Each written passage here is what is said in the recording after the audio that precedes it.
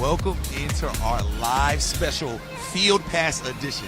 I am Brian Colbert Jr. here with the legend Logan Paulson. And Logan, I know, man, you are so excited. Dude, very excited to be here today. We are in Ashburn, Virginia. We are in the bubble because it's raining outside. However, like Logan's mother used to say, rain is good luck. That's so exactly we're so happy right. to be here, man. This is the start. We're in phase 3 right now. Yeah. This is really the start of the season, it feels like, right, Logan? Yeah, I mean, obviously the start for these guys is kind of phase 1. They go through all this stuff. But to me, this is the first time they're playing football, right? The first time they're in the helmets, they're on the grass. They got to go through an acclimation period, obviously.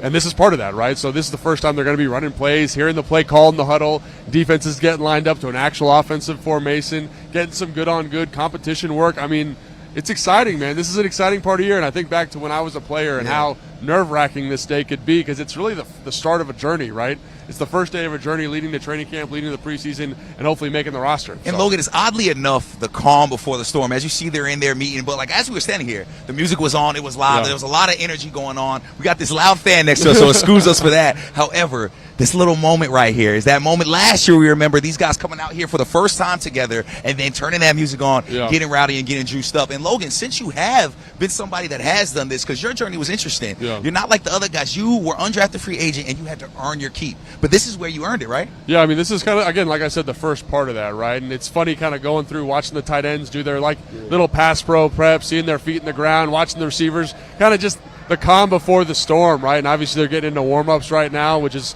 a big part of the day. But it's cool to see the guys out here. It's cool to think about what this means. And, again, not for maybe individual players, but also for the team, right? This is the first time that this group of the 2025 team is together on the field, on the grass, with the helmets on for the first time. And I think that's kind of cool because it signifies the start of a new roster, which is something that people sleep on, right? Every year the NFL roster changes so much. It's really a new team. So how does this group come together? And again, today's the first part of that journey. And this roster changed so much. When you look back at this time last year, it was a lot of firsts. New quarterback, new coach, new ownership, all of those different things. But now there's an expectation. There's a level. You made it to the conference championship. So now there's an expectation. When you're coming in like that as a player, does that weigh on you at all? Or is there a benefit to being able to run it back with this crew? So for me as a player, all I cared about was making the team. But I think about a guy like Jaden Daniels and what this means for him. Like, how absolutely outstanding he was as a rookie. All he did in terms of the production, the wins, losses, the leadership, the talent, everything was there.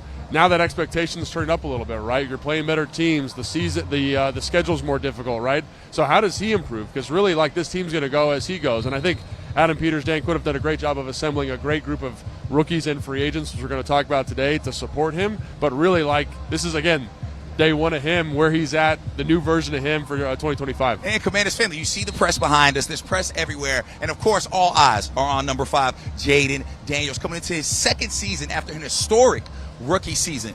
A lot was made of Jaden Daniels' build, adding a little bit of size. This is the first time he's actually been close to us, Logan, as a true workout warrior. What are you seeing from Jaden right now? How does he look different? I know Jaden's put the work in this offseason, but to my eye, you know, like, maybe I'm bad at it. I can't tell a difference, right? He looks good, looks like he's in shape. And really that's what I care about, right? It's not so much like how defined or how big or how strong you look. It's like, are you in shape and ready for the season, right? So many guys I played with had a hard time coming in cardiovascular shape for the field, right? So you can tell he's been putting the work in. You can tell he's prepped, and I can't wait to watch him throw a football here coming up, because that's really going to be a true test. And sometimes that added poundage, that added strength doesn't show until you actually see him throwing that ball. And we heard moving around, right? A little bit earlier, and he said he has that strength. He has a little bit of extra zip there. And to me, when we watch what happened last year, I will say this, though. Cliff Kingsbury does look jacked. I don't know where he's at on the field right now, but I saw him in the warm-up.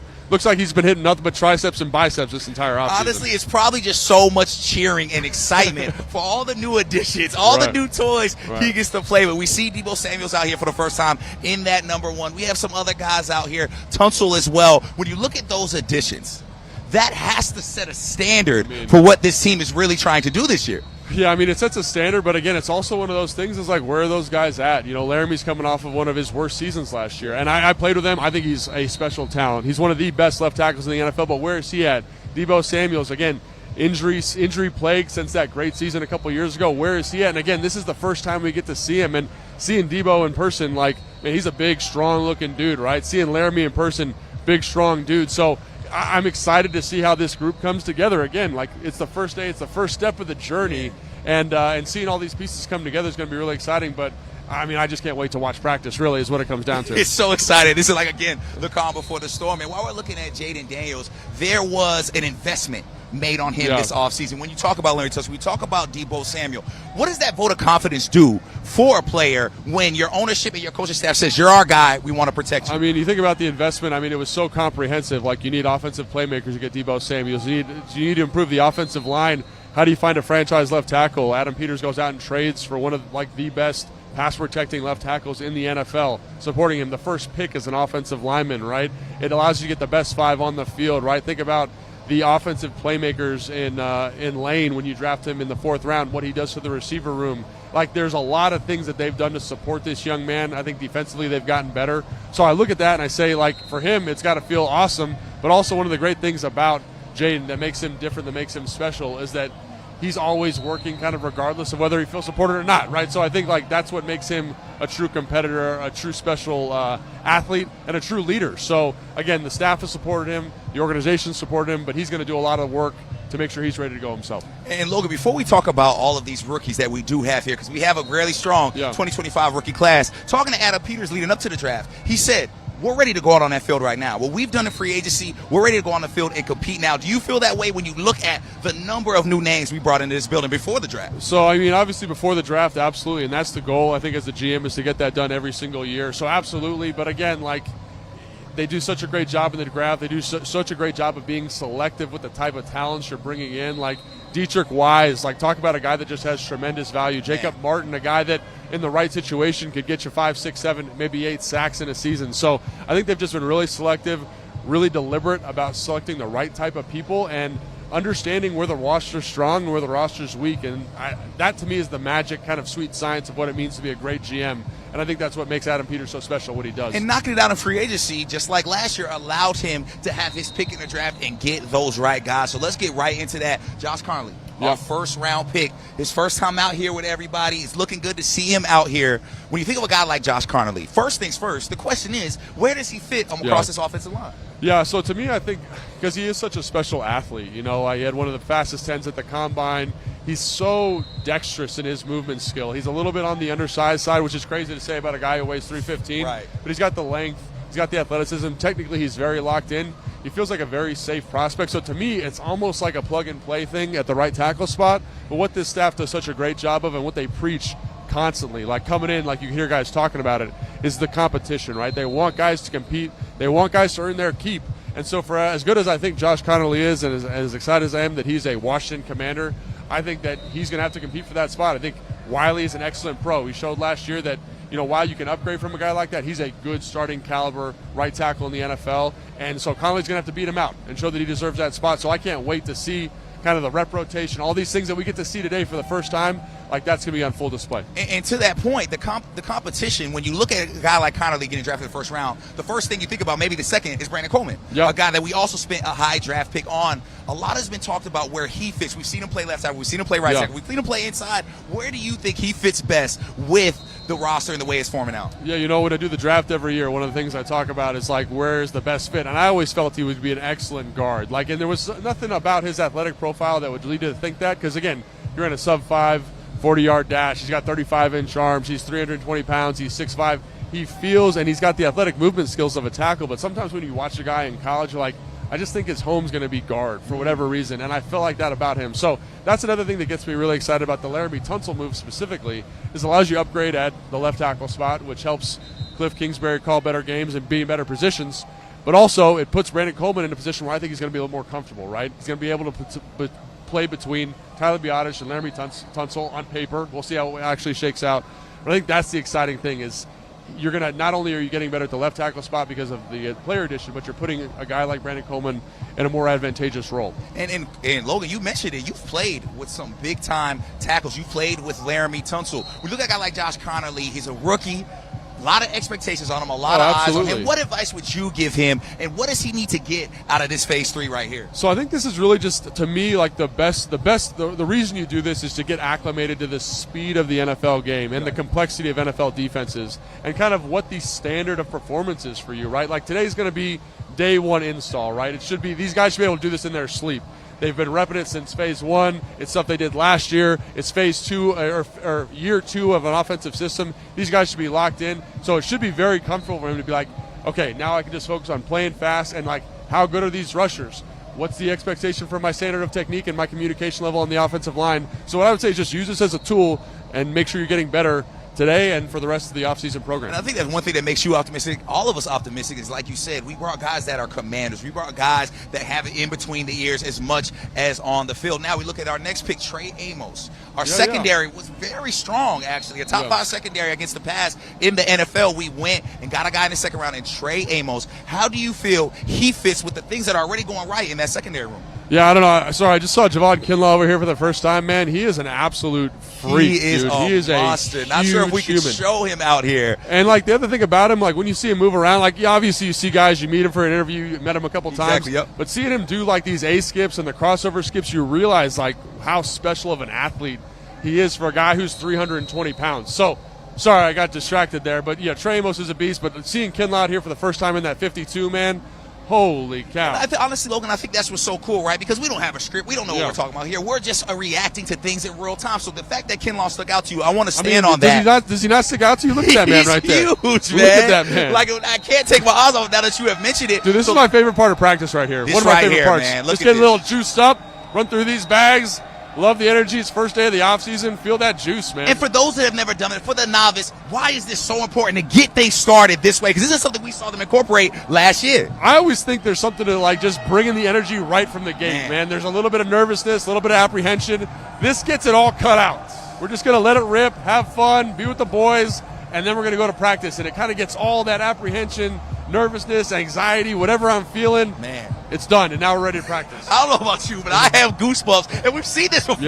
But every time, it's just so special. You see the coaches involved. You see the players involved. And for all these new guys we talked about, this is how you set the tone for Phase 3 Commanders. We are out here in Ashburn, Virginia, in the bubble. We are amongst Phase 3, and we are doing a live field pass just for you all. So many things to talk about. Logan, as you see them split up right now, not sure if you're aware, but can you explain to the fans and the people watching what is going on right now, what they're doing in this part? Yeah, so right now it looks like they're spreading up into some type of individual skill acquisition type drill. So I'm not exactly sure because we haven't seen them kind of line up, but we got the receivers over here. Looks like they're going to kind of do some basic stuff. Oh, we got special team coaches, so maybe it's special teams. I'm not sure. Maybe. Let's see. Once we see the drills, we can get talking about it. How about that? We'll actually know about that. But while we look, right, we're right here next to our receivers. You see Luke McCaffrey on there. Logan, I'm going to say it. He looks a little bigger, man. He looks a little stronger. He's always looked big to me, for real. Really, like, seriously. he's always looked like everyone I think thought he was like a slot receiver coming out.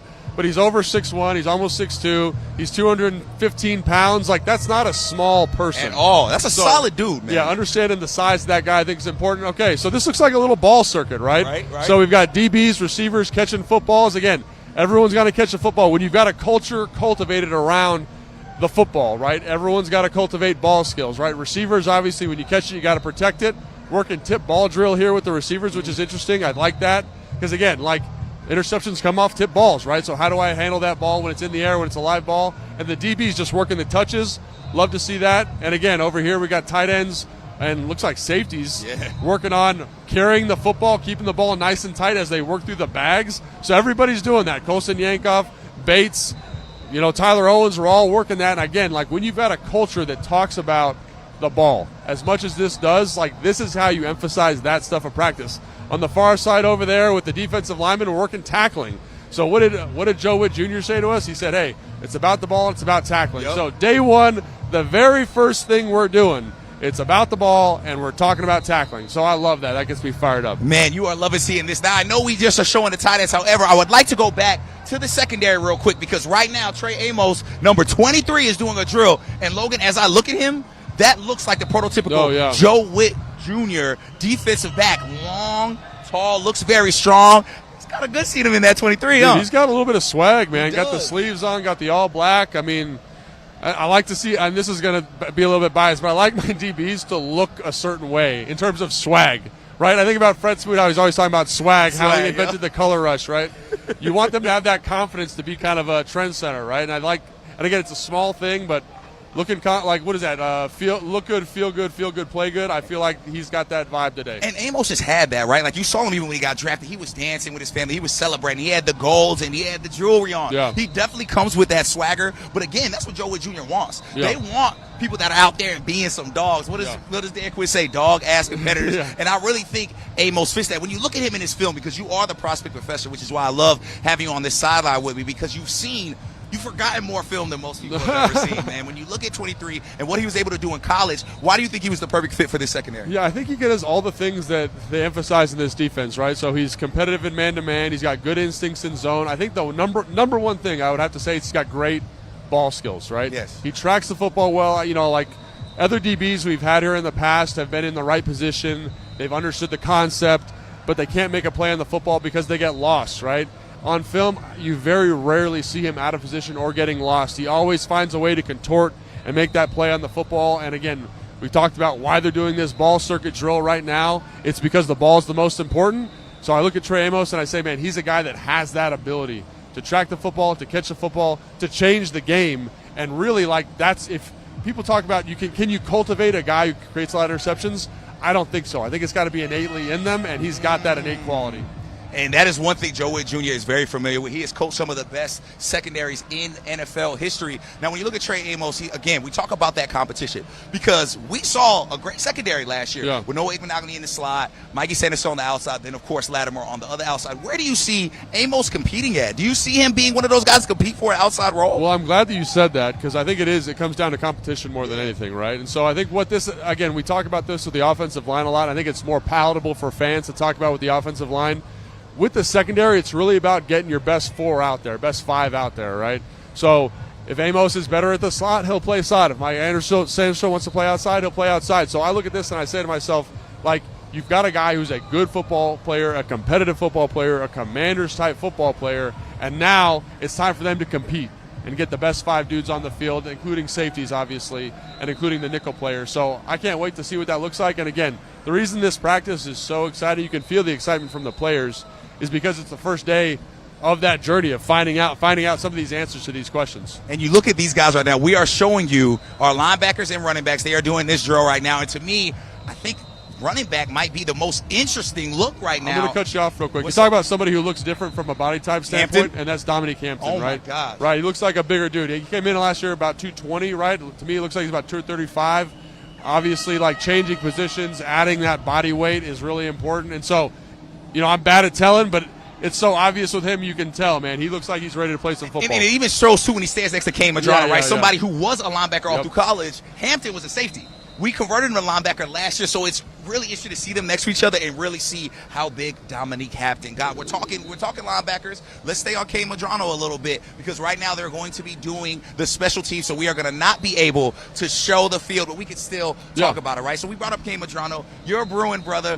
Went to UCLA. We actually just talked to him on Raising Hell with the Rookies. Make sure you check that out because he's a great kid. Now, he told me on draft night, he shot a text to Ken Norton Jr., our linebackers coach, who was his former coach at UCLA, and said, come get me, and that's exactly what they did.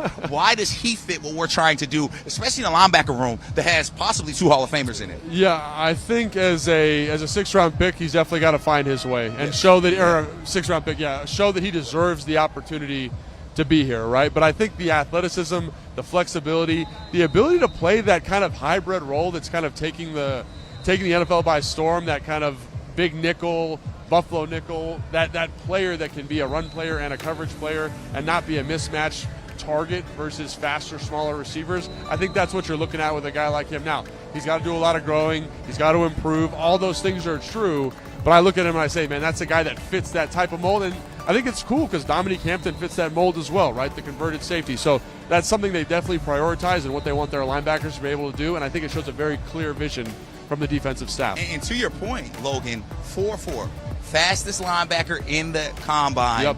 He's an athletic freak. Yep. He played some safety in high school, played wide receiver. Yes. Originally a wide receiver. Why is having that versatility and that athleticism in today's league so valuable? Because it wasn't always like that, especially when you guys played. Why is it so important now? We talked about it with Trey Amos and the ball skills and the ability to turn the football over and then the ability to do something with it afterwards, right? And I look at Kane Medrano. He had 2 interceptions in college, returned for touchdowns. So not only is he able to turn the football over, create that turnover for the defense, but he's able to become an offensive weapon. And that's a skill set that he's cultivated through his time as an offensive player, right? And again, there's some toughness things that need to be worked out in terms of consistent tackling. But as far as athleticism goes, like you look at his 3-cone, it was one of the fastest 3-cones at the combine. That's a really good metric for athleticism, right? You mentioned the 40, you mentioned the vertical jump, all those different things. He is an athlete that you got to kind of mold and fit into what you want them to be in this defense. And I think the great thing you talked about is his relationship with Ken Norton Jr.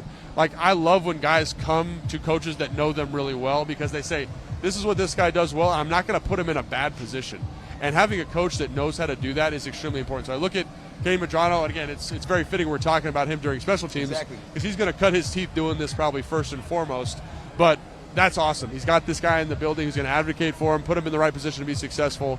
He got a tremendous athlete. So again, 6th-round pick, got a long way to go, but I like what he's about from an athleticism movement standpoint. I think it fits with the team culture here really well. And like you said, he will make his team during special teams, which is they are doing right now. We are not allowed to show what they are doing on special teams. However, we have Logan Paulson here, who's so familiar with all this. He's going to walk us through kind of what they're trying to accomplish here. What is being accomplished here? Let's kind of talk us through it. So right now we're working punt team, and the reason they don't want you to show punt team is because you have to work on protection rules, right? So think about the calls we got to make, the different fronts we're going to see from a protection standpoint.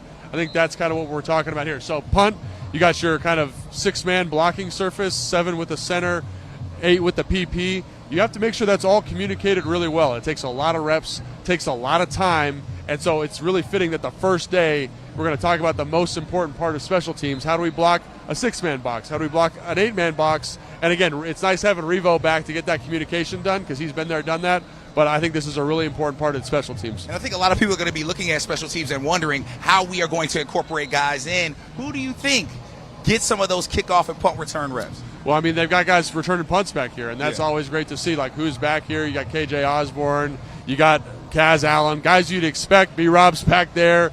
Obviously, Jalen Lane's back there. Guys that you're excited, and we know kind of have that ability, right, that we've kind of circled for a long time on the roster as being able to do that. And again, now's the time to know for sure whether or not they can do it, kind of get them seeing balls tracked for the first time. So, and then you talk about Jalen Lane right there. That's somebody that Cliff Kingsbury had mentioned as a wide receiver, has that speed, has that breakout ability. We're going to be welcoming in Bram Weinstein onto the show. Talk about Jalen as he gets here and gets comfortable. Talk about, hey, buddy, how are you? Jalen Lane, I mean, I think the thing that kind of separates him from everybody else, and Bram, I don't know if you agree with this, is his ability to return punts, right? Like that's the thing that really showed out in college. Do you think he has the ability? Obviously, that's the number one thing, but does he have the ability to play receiver in this offense? I think like this is one of the interesting competition groups for sure. Right. There's a tremendous amount of experience at the bottom of it. They're going to be fighting for spots, right? Noah Brown. Let's see what Michael Gallup is, right? After being out for a year, KJ Osborne's back, right? So you have a lot of experience in a group with a young guy who's got the speed. How does Cliff Kingsbury think about that? Does he feel like he needs to incorporate him into an offense at this point? And like clearly he's going to be the number one punt returner, at least from the outset, to win the job, right? They're going to try to turn him into that as his role, correct? I mean, they're going to try and turn him into that, but I mean, it's a rookie, and he's got to show. To me, he's got to show that he's going to earn that ability. Right, but that's his path to being on the 53-man roster immediately, right? Because if you look, to me, if you look at the receiving core with all the experience that is there, do they find a place for him in a role there? I'm not sure. Do they need him to have a role there? I'm not sure, right? His path is to be a punt returner, but he'll be a fascinating person to watch in camp for sure. And you said it, his path is to be a punt returner. What do you see on the film? What do you see from him that makes you say, you know what, he's going to be perfect for that role this year? I mean, it's his speed, obviously. I mean, I think they're like the other part of him potentially playing on offense, obviously, is they needed to upgrade explosive playmaking ability across the board on all the skill positions. I think you agree with me on that, right? That's why JCM is here potentially as a running back in whatever role that may be. That's an interesting one to watch too. How does he fit in, at least initially? Deebo Samuel is here to bring explosive playmaking ability. Lane offers that with this. There's a possibility, at least that I see, where he plays a good amount if he plays his way into a rotation. With Lane, I'm not sure that I see that path early for him outside of being a punt returner and a specialist and maybe incorporated in a few packages is the way I would look at it now. Sorry, I think the other thing I look at with him too is when you watch the film, he does have this fearless quality to him that, B-Mitch has talked about why that made him so effective as a kickoff and punt returner during his time in the NFL. And I think that mentality is something that you can't always coach. So the fact that it's ingrained, I think, is really helpful in terms of saying, hey, like, here's a kid who's going to be able to kind of be he's got the right wiring already, in addition to being a good athlete. And let's stay on Ja'Cory Krosky-Merritt because we saw success on kickoff returns with running backs. We saw Austin Eckler do very, very well before the injury on that. Logan, do you feel Ja'Cory Krosky-Merritt can find his way on that kickoff return? Because it seems like the way the new kickoff is set up, it's made for running backs. Yeah, I'm actually trying to see if he's catching balls right now off the jugs to see if he's out here. Obviously, Kaz Allen, B-Rob's back here. And, there's some guys that you'd expect to be out here, but I don't know where he is at the moment, number 32. So I'll have to review the footage. I do think that running back ability, though, lends itself to kick returns, right? We saw that with Austin last year. The ability to get downhill, treat it like a gap scheme run. Here's crease here, here's the puller coming around. I do think there's some value to that running style. And, again, he's an explosive player. You watch his film at New Mexico, and obviously, he is dynamic. He's got great contact balance, great quickness, great suddenness, and great explosive ability. So, yeah, it seems like it would make sense, but we'll see. We've got to see him do it. I think year 2 for the kickoff's going to be interesting around the league. Yes. How everybody kind of handles it after I think they experimented a lot. Dirty kickoffs, who could be good at this, how do you set up returns in the small space. I always felt like this was good for a running back. I'm not surprised Austin Eckler turned out to be really good at this. I think other people are going to turn to running backs in that short space. It used to be long kickoff, you want somebody with real good speed, real good vision, one cut, find a seam, go. That's not it anymore. This is like a blocked scenario with 2 cuts potentially. That's a running back. And when you look at what Austin Eckler was able to do, he was very successful. He looked great. I believe he even got an All-Pro in special teams. But his value is on our offense. Do you see him returning kicks this year, or do you think he is too valuable to be returning kicks for us at this point? That's a good question. That's a question That's for what Dan we're all Quinn. looking at, right? We'll talk to him in a half an hour. You can ask him that question. I'm not totally – the running back room is one of the most fascinating, I think, position groups to watch this summer.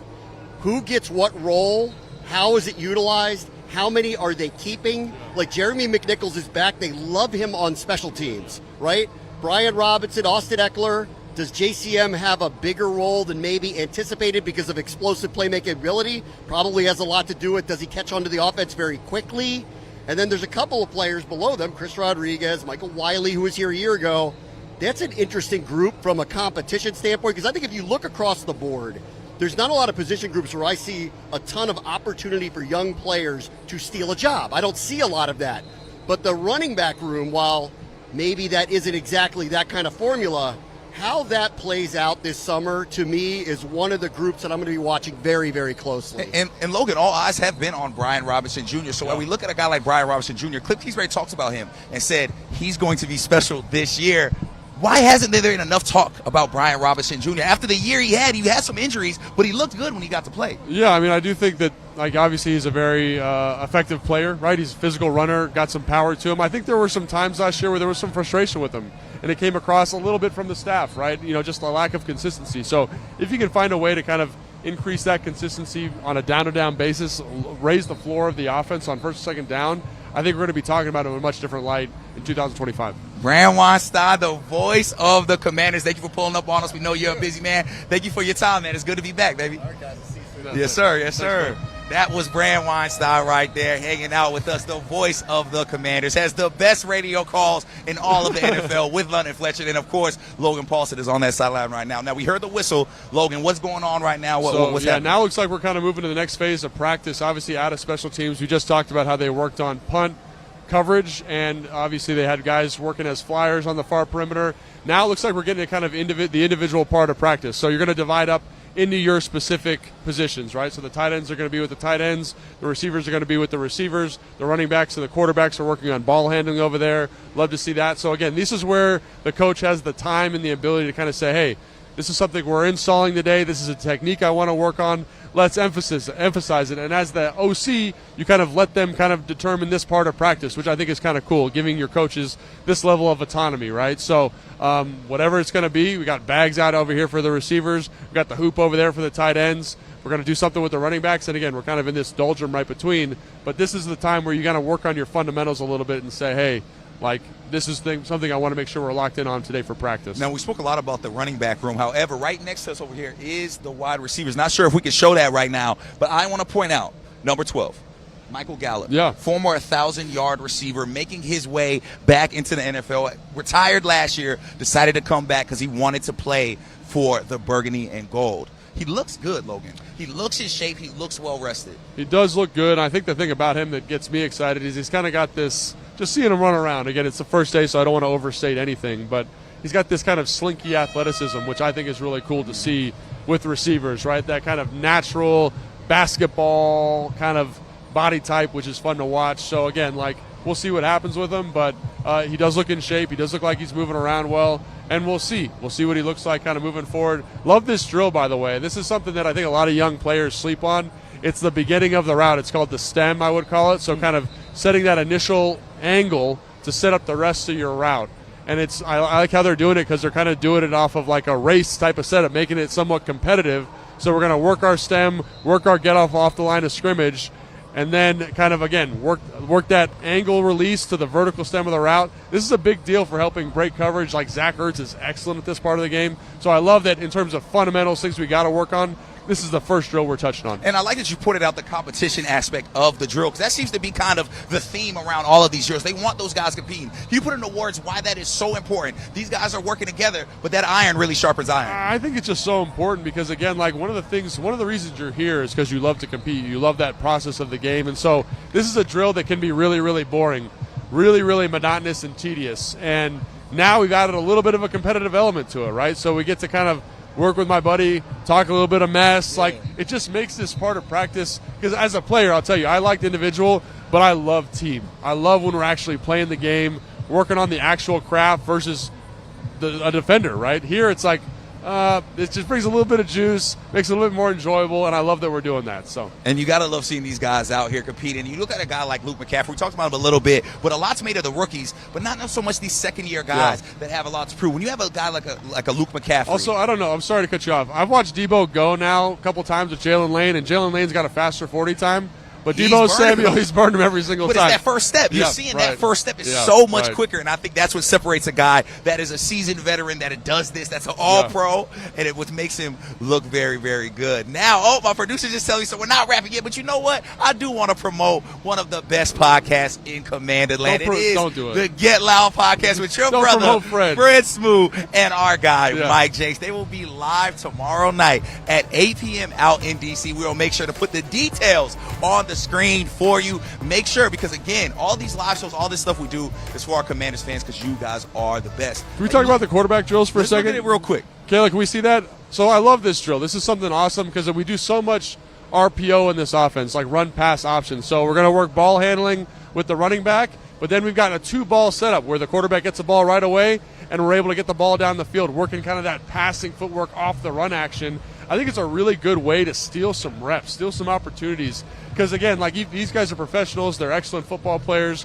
But the more throws they get, the more they get to work these techniques. It's awesome. And you love Tavita getting out there and chasing them down, adding a little bit of that competition. And that's something I've always loved about Dan, even when I played for him, is he finds a way to make the most boring stuff fun by letting coaches' personalities come out, let the energy of practice come out. So I think that's great. I think it's a really smart drill. You're seeing that like kind of take over the college landscape at the moment, just get the guys more reps. Love to see it here. And you talk about that quarterback room, somebody that stands out to me, Josh Johnson, has been added to this roster. 16 years of NFL experience for Josh Johnson. We saw what Marcus Mariota was able to do for Jaden Daniels in his development. Yeah. But I think you feel Josh Johnson can add even more to that. Well, I think that's the thing. You talked about supporting a young quarterback, and we talk about Laramie Tunsil. We talk about Josh Connolly. We talk about Jalen Lane, Deebo Samuels. I talk about the infrastructure that they've been able to set up around this young player, and I say to myself, like, how special is it that you get a guy who's played in almost every single offense you can imagine? He's been with every single coach you can imagine. The leadership, the ability to kind of impart some studying habits to him, I think is fantastic. So I love that addition because, again, the most important asset for this team right now is Jaden Daniels, right? And I want to make sure that he is as insulated and as well coached as possible.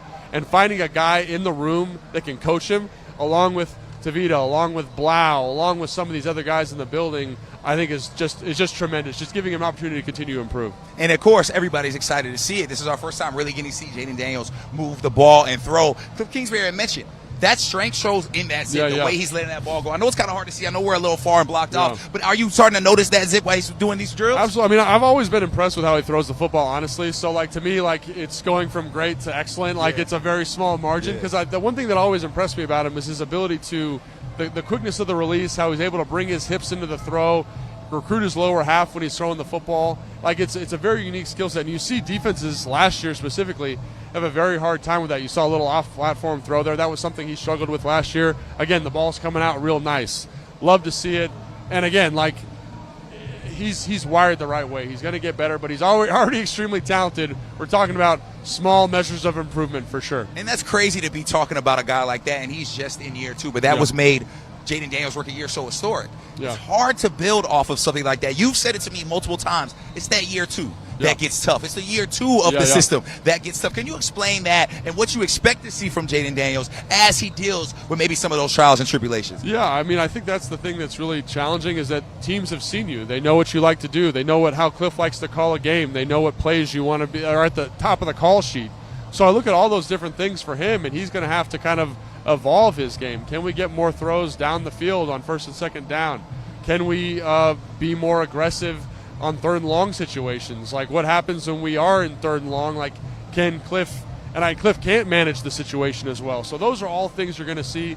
More exotic pressures. They're going to have that's the other thing. The offensive line is going to have a little bit more difficulty because they understand the protection plan a little bit more. Yeah. They understand our run game a little bit more. It's just everything gets a little bit harder in year 2. But again, I look at this staff and I'm like, man, this is a staff of all-stars, really smart people that are going to put these guys in the best position to be successful. And I love that you pointed that out because I don't even know if the cameras are on yet, just to the sideline, Bobby Ingram, former NFL wide receiver, a stud, out here literally with Gallup the entire time. Catch it this way, move this way. When you have, because you've played under coaches that had NFL experience, why is that so valuable for these guys, especially in settings like this where you need the juice high? I think it's so important because, like, obviously there's the passion that they have for the game. Like, they're a former player and now they're coaching. But also I think it's cool when they're like, hey, man, like, I understand why people talk about this technique, but I never found it work very well because I did it and I played at a high level. I like this a little bit better. And so that understanding of the challenges of the position, I think, inform them as coaches and make them better. I think it's one of the reasons, like,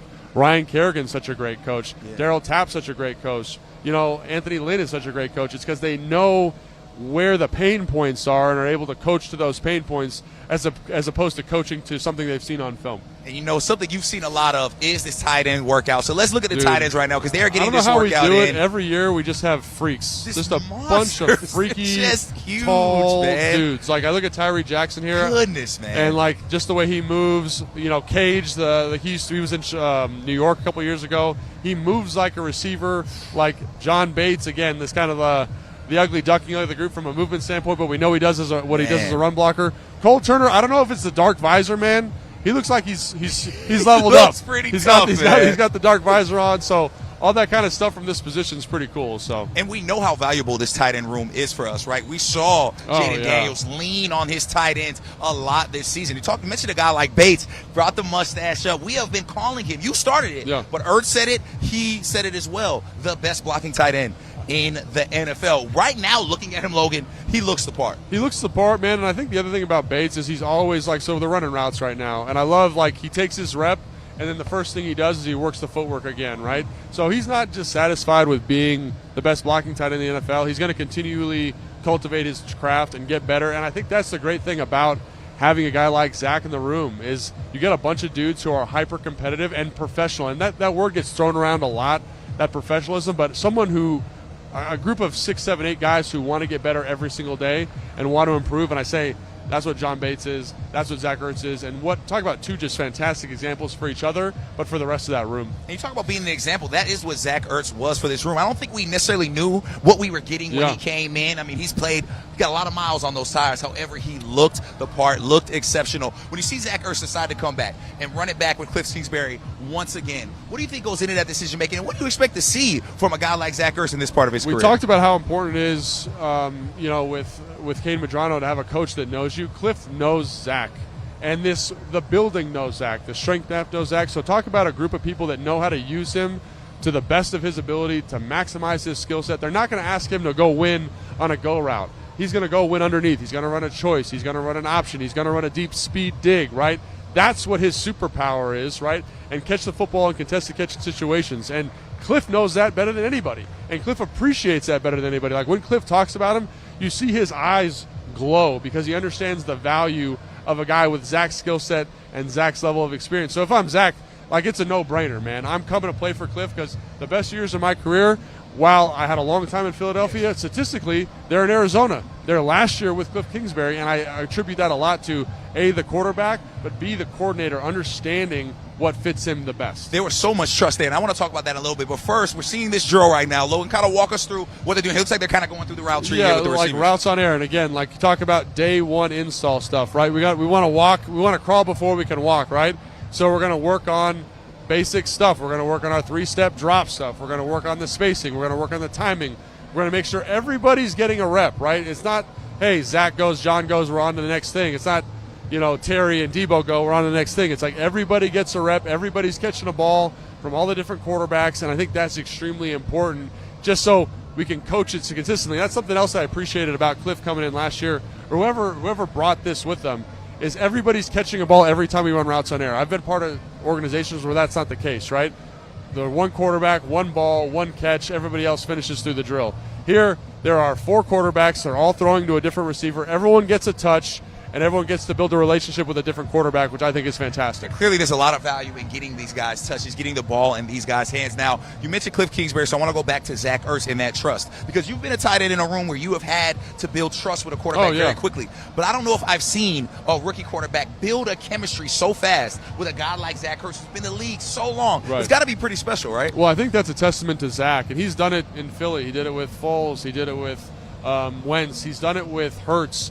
Anywhere he's gone, Kyler Murray, he knows what quarterbacks want. Like in talking with him, one of the things that sticks out to me, he's like, he's going to go talk to the quarterbacks the way he sees routes, the way he sees coverage, so that he understands, like, even though I might look covered, I'm going to take this route at a certain depth. I'm going to take this angle coming out, so I will be open. And I look at that and I say, that's what makes him, again, talk about what he does physically, but talk about the intangibles that he's imparting to the rest of that room. Ben Sinnett's going to see him build that relationship with Jaden and say, these are the conversations I need to be having with Jaden. And I think it's such an awesome resource, and I can't overstate the importance of it. And I'm glad you mentioned Ben Sinnott, because I think he was somebody at this time last year, I think there was maybe high expectations for, because there was a lot of question marks in that tight end room. We didn't know who would really come out. We saw Bates and Ertz really take that over. However, Ben Sinnott was a high-round pick. Yeah. Got to expect to see some improvements from him. What do you expect to see from him? What have you seen so far from him, just how you doing these reps? I mean, I know we want to talk about Ben. We'll talk about Ben, but I'm just really impressed, honestly, with Debo right now. This route's on air, so it's not perfect, but how he's moving. And, again, I saw him he's a stocky, well-bit dude, but he's moving well. He's bursting off the ball.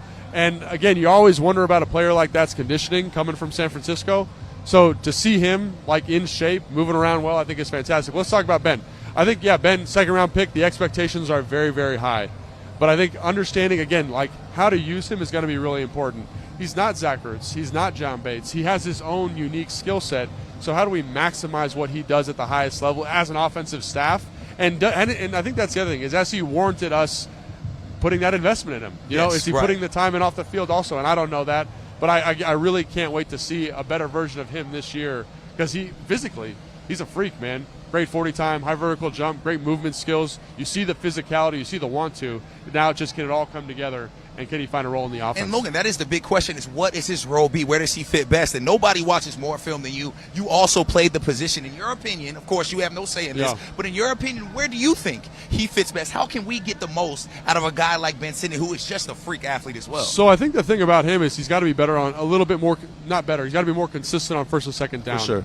And the reason I say that is because where he's going to make his hay early on in his career is off of play action shots. So he's right now doesn't have the route running nuance, in my opinion, to win the way Zach does. He's not Zach. He's not going to be able to win in line the way that John Bates does, right? But we can use him because he's physical enough to find matchups because we're in heavy personnel, get shots down the field, and I think because of that vertical juice he's got, that's something I really hope to see from him this year in this offense. Logan, it has been so fun being out here in practice. I told you before we get started, it feels like the start for Oh, us. my It feels like gosh. the start of our season. The parking lot's packed. The media's out here. It's It is loud, packed, yeah. and the guys are locked in. Logan, thank you so much for your insights on there. Now, I personally think if you want to hear more insights from Logan, ticket to the draft where he broke down the entire Thanks, draft and these man. prospects. Oh, yeah. Man, you and Thanks, Jason do man. an amazing job on that. And, of course, catch him on Command Center Podcast. All that, because I think Command Center Podcast dropped today. Yeah, You guys are dropped talking today. about some fun stuff. You guys Yeah. just did a live Yeah, show. right. And speaking of live show, we talking podcast, Get Let's Loud keep going. podcast. Keep it They going. will be live tomorrow night out in D.C. at 8 p.m. That's Fred Smoot and Michael Jenks. Make sure you holler at them. You know what? I also think you can call right now, leave a voicemail, and maybe have your questions answered by the guys. So make sure y'all do that. We're about to get up out of here. Yeah, I'm kind of sad I could have stayed out I here know. all day, but I think we're going to sit I'm out gonna here. stay. We're going to watch some more practice, and we'll talk about that more in the next coming Command Centers you can catch every Thursday night on the Commanders YouTube page. For Logan Paulston, our guy Brand Weinstein, who jumped on in, I'm Brian Colbert Jr. We're out here at practice. That's a wrap, baby. See y'all next week.